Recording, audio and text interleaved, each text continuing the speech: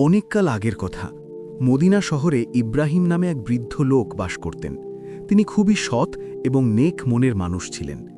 প্রতিদিন নিজের ছোট দোকানে কাজ করতেন, মানুষের সাহায্য করতেন এবং সব সময় আল্লাহর শুকরিয়া আদায় করতেন। তার জীবন সাদাসিধা হলেও শান্তিতে পূর্ণ ছিল। ইব্রাহিমের এক ছেলে ছিল ইয়াসির, যে সবেমাত্র যুবক হয়েছিল। ইয়াসির তার বাবাকে খুব ভালোবাসত, কিন্তু তার মনে দুনিয়া দেখার শখ ছিল। প্রায় সে তার আব্বুকে বলতো, আব্বু, আমি দূর দূরান্তের শহরে গিয়ে ব্যবসা করতে চাই। কিন্তু ইব্রাহিম তার ছেলেকে এত দূরে পাঠাতে ভয় পেতেন। একদিন ইয়াসির হেসে বলল, আব্বু, আমি সিদ্ধান্ত নিয়েছি, আমি শাম দেশের দামেস্ক শহরে যাব। সেখানে আমি ভালো ব্যবসার সুযোগ পেতে পারি। ইব্রাহিমের চোখে পানি চলে এলো, কিন্তু তিনি বোঝালেন যে জীবনে এগিয়ে যাওয়া জরুরি। তিনি দোয়া করলেন যেন আল্লাহ তার ছেলেকে রক্ষা করেন। ইব্রাহিম তার জমানো টাকা থেকে কিছু বের করে ইয়াসিরকে সফরের জন্য দিলেন।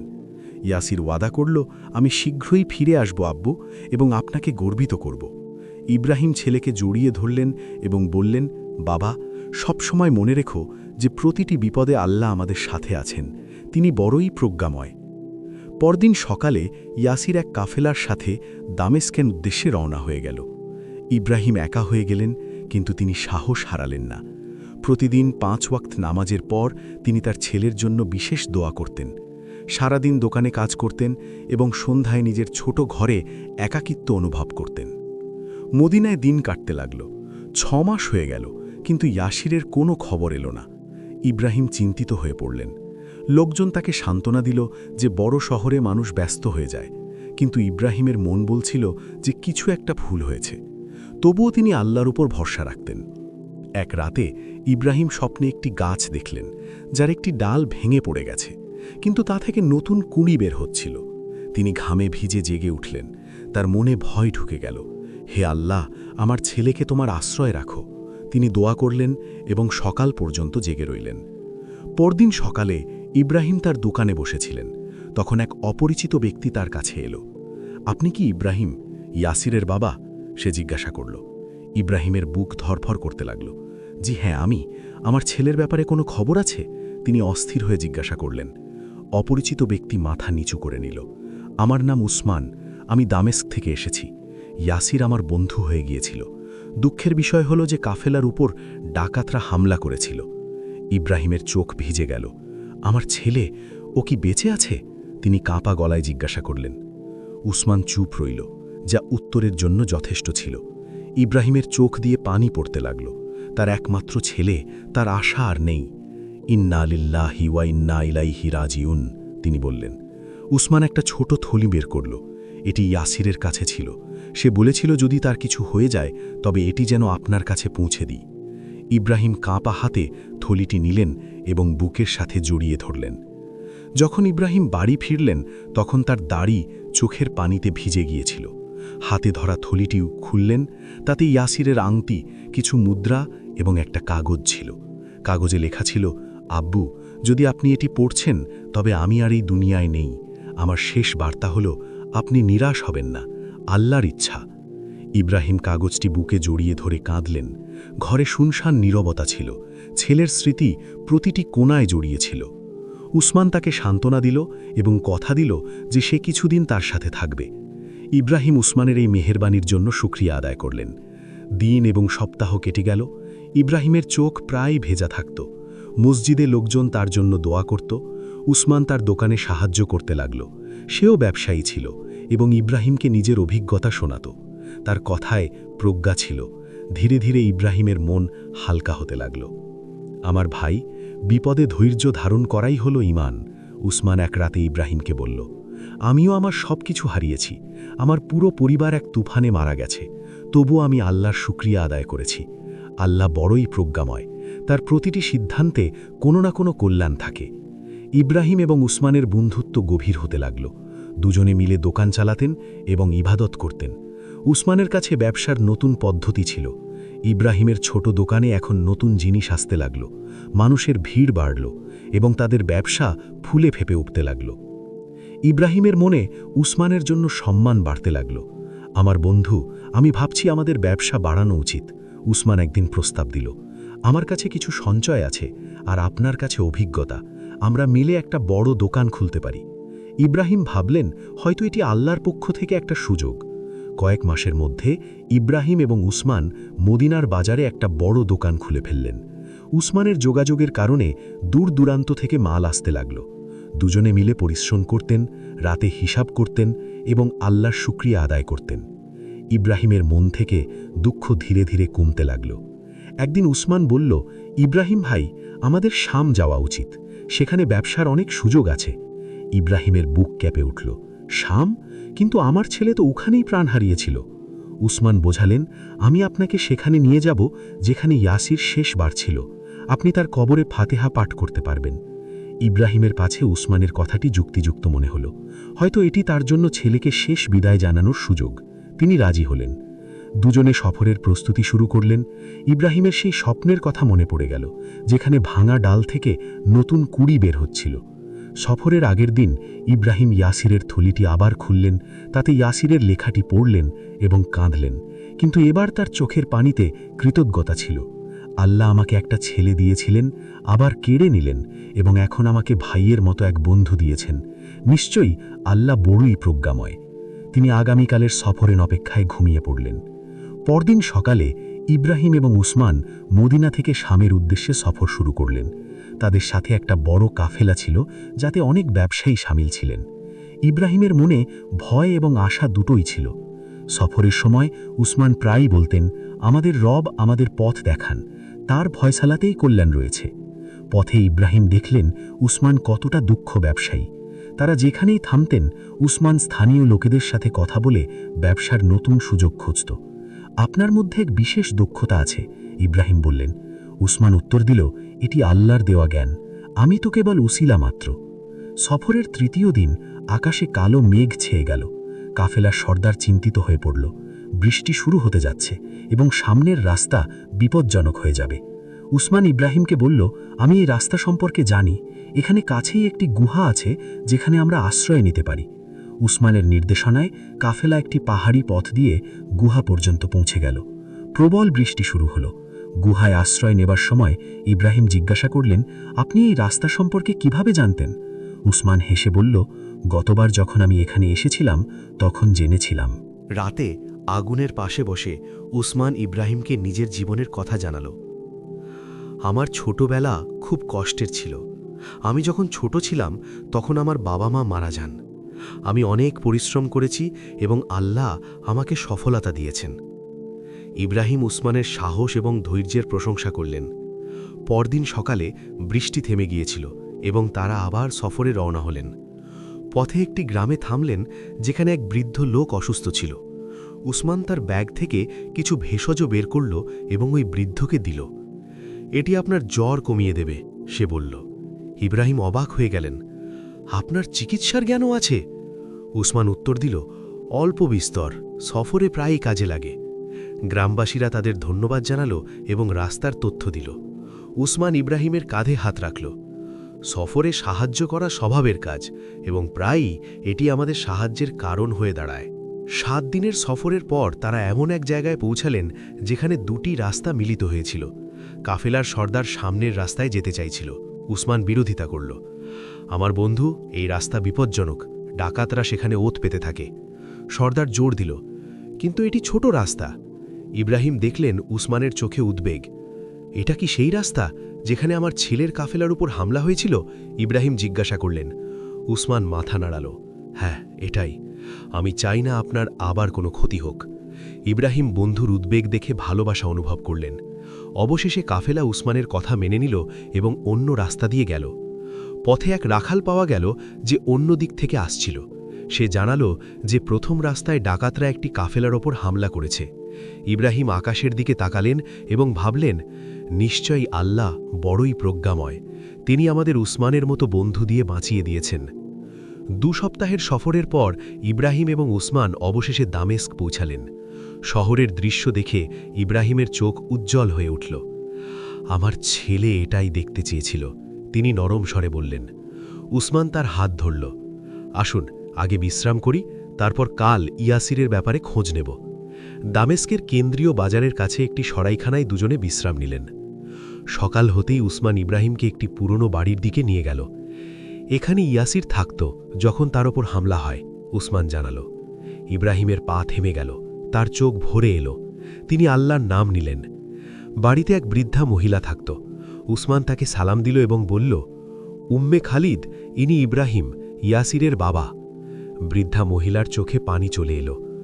আল্লাহ আপনার ওপর রহম করুন। ইয়াসির খুব ভালো ছেলে ছিল, আমি তাকে নিজের ছেলের মতো রেখেছিলাম।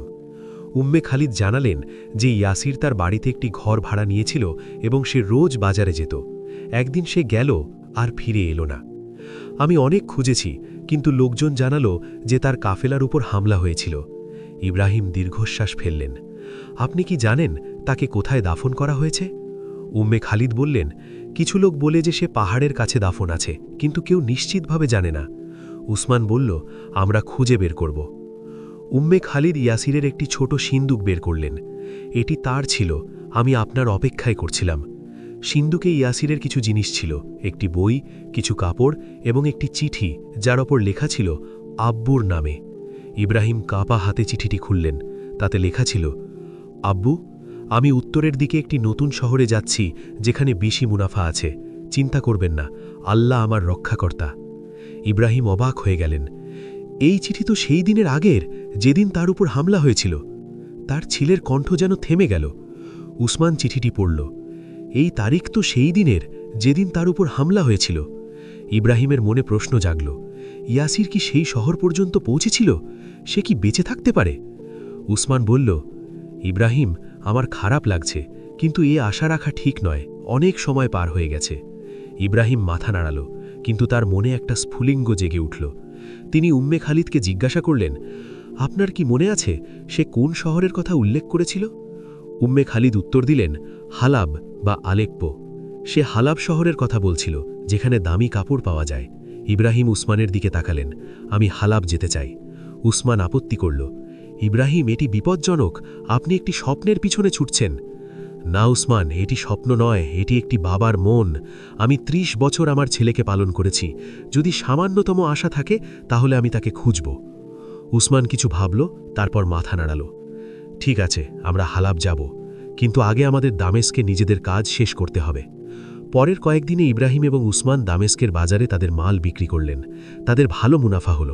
প্রতি সন্ধ্যায় ইব্রাহিম ইয়াসিরের চিঠি পড়তেন এবং ভাবতেন, তার ছেলে কি সত্যিই বেঁচে থাকতে পারে? উসমানের এ ব্যাপারে বিশ্বাস ছিল না, কিন্তু সে ইব্রাহিমের সাথে যেতে প্রস্তুত ছিল। হালাবের সফর সহজ নয়, উসমান জানালো। পথে অনেক বিপদ আছে এবং উত্তরের দিকে শীত বেশি। ইব্রাহিম হাসলেন এবং বললেন, আমার বন্ধু, আল্লাহ আমাদের সাথে আছেন। যদি তিনি চান তাহলে আমাদের সহজ রাস্তা দেখিয়ে দেবেন। আমার বিশ্বাস তিনি বড়ই প্রজ্ঞাময়। দামেস্ক থেকে হালাবের সফর শুরু করার আগে ইব্রাহিম এবং উসমান একটি কাফেলার সাথে কথা বললেন, যারা উত্তরের দিকে যাচ্ছিল। কাফেলার সর্দার আব্দুল মালিক একজন বিখ্যাত ব্যবসায়ী ছিলেন। আপনারা আমাদের সাথে চলতে পারেন, কিন্তু আমরা 2 দিন পর রওনা হব। ইব্রাহিম অস্থির ছিলেন, কিন্তু অপেক্ষা ছাড়া কোনো উপায় ছিল না। ওই 2 দিনে তারা দামেস্কের মসজিদে গেলেন এবং ছেলের নিরাপত্তার জন্য দোয়া করলেন। উসমান বাজার থেকে সফরের প্রয়োজনীয় জিনিস কিনল এবং হালাব সম্পর্কে তথ্য সংগ্রহ করল। যাত্রার দিন আকাশ পরিষ্কার ছিল। কাফেলায় 20 জন ব্যবসায়ী এবং 40টি উট ছিল। আব্দুল মালিক ইব্রাহিমকে বললেন, হালাব দামেস্কের চেয়ে দ্বিগুণ বড় শহর, সেখানে অনেক বাজার আছে, আপনার ছেলেকে খোঁজা সহজ হবে না। ইব্রাহিম উত্তর দিলেন, আমি প্রতিটি গলিতে তাকে খুঁজব। সফর কঠিন ছিল, পথে পাহাড়ি এলাকা এবং গভীর উপত্যকা ছিল। এক রাতে যখন তারা একটি উপত্যকায় থামলেন, হঠাৎ ঝড় এলো। তাঁবু উড়তে লাগল এবং মালপত্র ছড়িয়ে ছিটিয়ে গেল। ইব্রাহিম এবং উসমান সবার সাহায্য করলেন। আব্দুল মালিক তাদের সাহসের প্রশংসা করলেন। ঝড়ের পর এক যুবক ব্যবসায়ী আলী অসুস্থ হয়ে পড়ল। তার জ্বর ছিল এবং সে খুব দুর্বল অনুভব করছিল। উসমান তার ভেষজ বের করল এবং তার চিকিৎসা করল। ইব্রাহিম সারা রাত তার দেখাশোনা করলেন। আলীর অবস্থা ধীরে ধীরে ভালো হতে লাগল। আপনারা আমার জীবন বাঁচিয়েছেন, আলী উসমানের শুকরিয়া আদায় করল। আমি হালাবের বাসিন্দা এবং সেখানে কাপড়ের ব্যবসা করি। ইব্রাহিমের চোখ উজ্জ্বল হয়ে উঠল। কাপড়ের ব্যবসা? আমার ছেলে ইয়াসিরও হালাবে কাপড়ের ব্যবসা করতে গিয়েছিল। আপনি কি কখনো তার নাম শুনেছেন? আলী কিছুক্ষণ ভাবল, তারপর বলল, ইয়াসির? হ্যাঁ, আমি এক ইয়াসিরের কথা শুনেছি যে প্রায় 1 বছর আগে হালাবে এসেছিল। লোকে বলে সে দামেস্ক থেকে ছিল। সে এক ধনী ব্যবসায়ীর সাথে কাজ করে, যাকে ইমরান বলা হয়। ইব্রাহিমের বুক জোরে জোরে ধরফর করতে লাগল। আপনি কি নিশ্চিত হয়ে বলতে পারেন যে সে আমার ছেলে? ইব্রাহিম জিজ্ঞাসা করলেন। আলী উত্তর দিল, আমি পার্সোনালি তাকে চিনি না, তবে হালাব পৌঁছালেই আমি আপনাকে ইমরানের সাথে দেখা করাতে পারি। ইব্রাহিম উসমানের দিকে তাকালেন, তার চোখে আশার আলো ছিল। আল্লাহ বড়ই প্রজ্ঞাময় বন্ধু। 2 দিন পর কাফেলা হালাবে পৌঁছাল। শহরের দৃশ্য অবাক করার মতো ছিল। উঁচু দালান, রঙিন বাজার এবং সব দিকে কোলাহল। ইব্রাহিমের বুক ধরফর করছিল। আলী কথা দিল, কাল সকালে আমি আপনাকে ইমরানের কাছে নিয়ে যাব। সারা রাত ইব্রাহিম ঘুমাতে পারলেন না, শুধু দোয়া করতে থাকলেন। পরের দিন সকালে আলী তাদের একটি বড় হাবেলিতে নিয়ে গেল। এটি ইমরানের বাড়ি, আলী জানালো। ইব্রাহিম এবং উসমান দুজনেই দীর্ঘশ্বাস নিলেন। এক চাকর তাদের ভিতরে ডাকল। হাবেলির উঠোনে পৌঁছাতে ইব্রাহিম থেমে গেলেন। দূরে এক ব্যক্তি দাঁড়িয়েছিল, যার পিঠ তাদের দিকে ছিল। ইনি ইমরান, আলী বলল। ইব্রাহিম এগিয়ে গেলেন, মনে মনে দোয়া করতে করতে। যখন তারা কাছে পৌঁছালেন, ইমরান ঘুরলেন। ইব্রাহিমের চোখ কপালে উঠে গেল। সামনে দাঁড়ানো ব্যক্তি আর কেউ নন, স্বয়ং উসমান ছিল। সেই উসমান যে তাদের সাথে সফর করছিল। উসমান!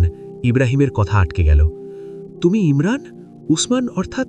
ইমরান হেসে মাথা নাড়াল। হ্যাঁ ইব্রাহিম ভাই, আমি ইমরান।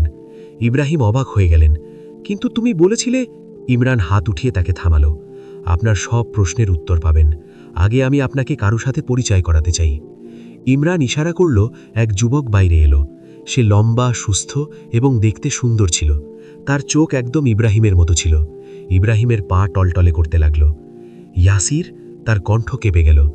হাব্বু! যুবকটি চিৎকার করে দৌড়ে এসে ইব্রাহিমকে জড়িয়ে ধরল। ইব্রাহিম অঝরে কাঁদতে লাগলেন। যখন আবেগ কিছুটা কমল, সবাই বসে পড়ল। ইয়াসির জানালো, আব্বু, যখন ডাকাতরা হামলা করেছিল আমি আহত হয়েছিলাম এবং ইমরান ভাই আমাকে বাঁচিয়ে এখানে নিজের বাড়িতে নিয়ে আসেন। আমি খুব দুর্বল ছিলাম এবং স্মৃতিশক্তি হারিয়ে ফেলেছিলাম। মাস জুড়ে অসুস্থ ছিলাম। ইমরান যোগ করল, যখনই ইয়াসিরের অবস্থা ভালো হলো, সে নিজের নাম তো বলল, কিন্তু বাড়ির ঠিকানা মনে করতে পারছিল না। আমি তাকে সাহায্য করলাম, তাকে ব্যবসা শেখালাম। যখন তার স্মৃতিশক্তি ফিরে এলো, তখন আমি আপনাকে খুঁজতে শুরু করলাম। দামেস্কে গিয়ে জানতে পারলাম যে আপনি মদিনাতে আছেন। তাই তুমি মদিনায় এলে এবং আমার বন্ধু হয়ে গেলে? ইব্রাহিম অবাক হয়ে জিজ্ঞাসা করলেন। সরাসরি কেন বললে না যে আমার ছেলে বেঁচে আছে? ইমরান বলল, আমি আপনাকে বড় কোনো ধাক্কা দিতে চাইনি। আমি নিশ্চিত ছিলাম না যে ইয়াসির আসলেই আপনার ছেলে কিনা। আমি নিজে দেখতে চেয়েছিলাম। ইয়াসির আপনার হাত ধরল। আব্বু, ইমরান ভাই আপনাকে দামেস্কে আনার পরিকল্পনা করেছিলেন, যাতে আপনি আমার সাথে দেখা করতে পারেন। যদি তিনি সরাসরি বলতেন, তাহলে হয়তো আপনি বিশ্বাস করতেন না বা পথে কিছু হয়ে যেত। তিনি প্রজ্ঞার সাথে কাজ করেন, যেমন আল্লাহ করেন। ইব্রাহিমের চোখ দিয়ে পানি পড়ছিল, কিন্তু এ ছিল খুশির পানি। আল্লাহু আকবার, তিনি বললেন। আমি আমার ছেলেকে হারিয়ে কাঁদছিলাম এবং জানতাম না যে আল্লাহ আমার জন্য কি পরিকল্পনা করছেন। আমার ছেলে বেঁচে আছে, আমার ব্যবসা সফল হয়েছে এবং আমি আরও এক ছেলে পেয়েছি। নিশ্চয়ই আল্লাহ বড়ই প্রজ্ঞাময়। আল্লাহ আপনাদের সবাইকে সবসময় খুশি রাখুন, সুস্থ রাখুন। আপনার ওপর এবং আপনার পরিবারের ওপর নিজের রহমত বর্ষণ করুন এবং আপনার জীবনে বরকত দান করুন। আপনাদের প্রতিটি লাইক এবং সাবস্ক্রাইব আমাদের জন্য অনুপ্রেরণা, যাতে আমরা আপনাদের জন্য আরও ভালো এবং আকর্ষণীয় ইসলামিক গল্প আনতে পারি। আল্লাহ আপনাদের প্রতিটি বিপদ থেকে রক্ষা করুন এবং আপনাদের প্রতিটি দোয়া কবুল করুন। অনেক অনেক ধন্যবাদ বন্ধুরা, এত সাপোর্ট করার জন্য। দেখা হবে আরেকটি গল্পের সাথে। ততক্ষণ পর্যন্ত আল্লাহ হাফেজ।